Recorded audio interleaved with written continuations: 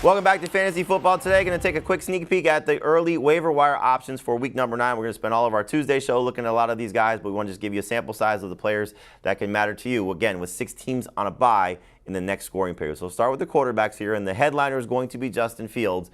But Adam, when you look at this list with Marcus Mariota and Andy Dalton and Taylor Heineke, you could throw P.J. Walker on this list as well. Who besides Justin Fields would you be looking at as a potential starting option next week?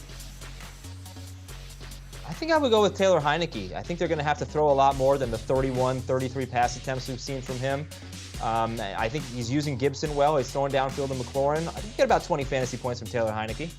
Let's go now to the running back list, and I put a couple of guys on here that could get traded. Cam Akers is one. He's at 61% roster. Dearness Johnson would benefit potentially with a Kareem Hunt trade. But, Keith, when you look at this list, who intrigues you the most as a potential option that could help your team maybe in Week 9 or maybe long-term?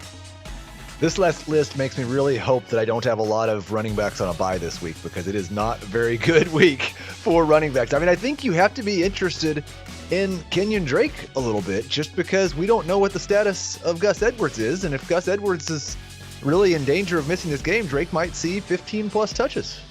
Could be very intriguing, though, with some of these trades. And I think when you look at this list, if you just focus on it for a second, the handcuffs. We're getting to that point in the season, and you've seen it already with Tony Pollard. We've seen it now with Deontay Foreman, for example.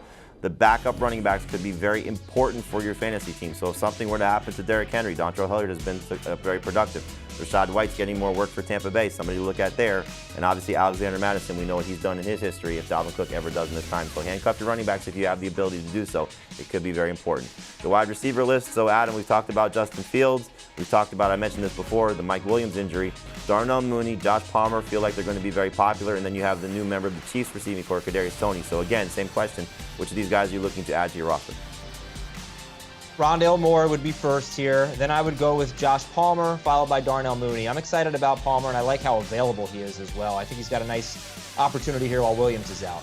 Should be interesting to see what happens there. And as we look at the tight ends, Heath, I know you're excited about Greg Dulcich. He lived up to the billing as a top 8 tight end. They're on a bye this week, but is he still going to be somebody you're looking to add?